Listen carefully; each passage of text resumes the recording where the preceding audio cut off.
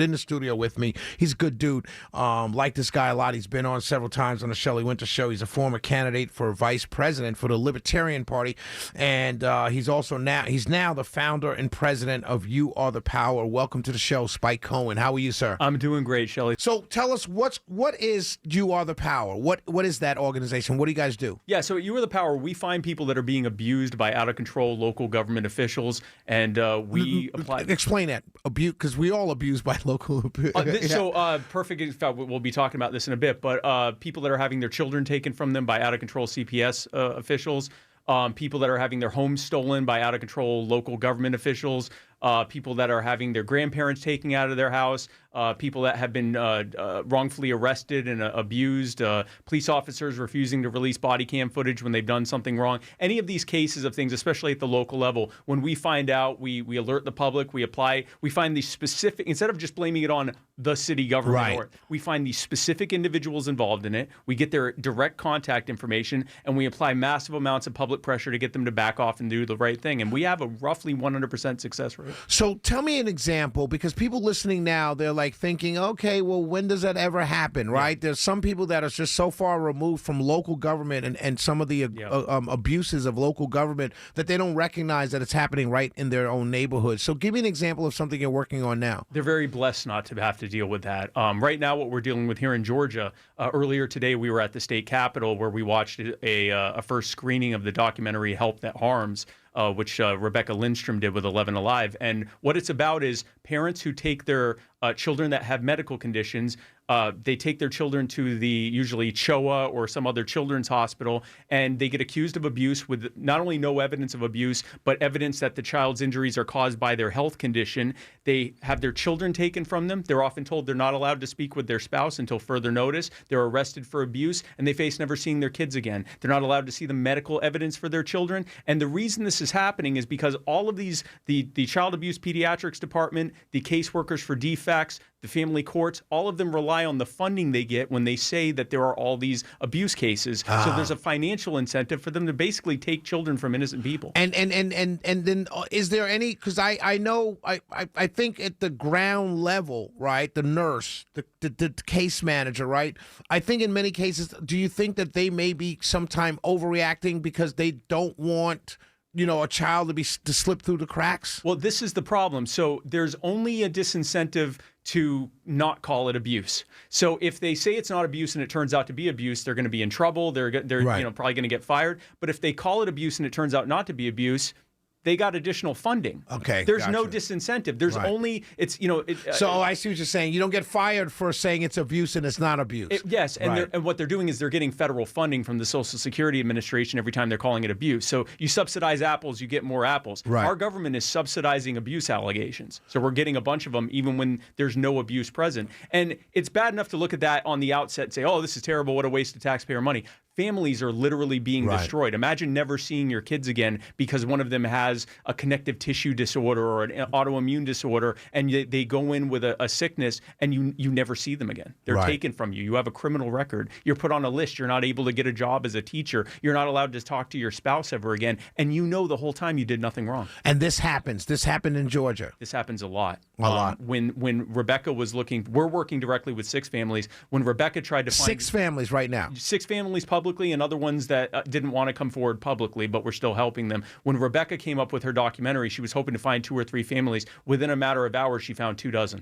Wow. Here in Georgia. Here in Georgia. What are some of the stats? I'm going to go to you, say who you are and everything, but sure, I want to go to you with some of the stats on what Spike's talking about. Yeah, my name's Ryan Ralston. I'm the volunteer director with You Are the Power, and I helped lead the team here in Georgia that really led to the uncovering of these allegations or these false allegations on the child abuse.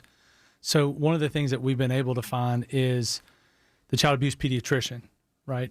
The child abuse pediatrician typically takes anywhere between an hour to 4 hours to diagnose abuse when you have experts who are going to combat that have spent 20, 30, 40, 50 hours saying that this is not abuse. And so really what it boils down to in a court is a matter of experts. And so that's really one of the things that is troubling for us because these cases in Georgia, they're heard in juvenile court. Right. And so the burden of proof in juvenile court is a lot lower than what you see in superior court or state court, right? So it's not proof beyond reasonable doubt. It's clear and convincing evidence, which is a lower standard. Right. And clear and convincing evidence can be provided by the child abuse pediatrician. Correct. That's right. And often with the judge choosing to ignore the medical professional. So we had a case with the Hernandez family where the Hernandez family had multiple medical professionals, specialists who were saying this child has a chronic health condition. The judge ignored that evidence and instead listened to the child abuse pediatrician. And their evidence was, most of the time when you look at cases like this, statistically it tends to be abuse. And when the Hernandez family's attorney asked that doctor for the source of that statistic, he said, you could look it up on the internet. Wow. That's and the what's judge being still seen. ruled in The judge ruled in their favor.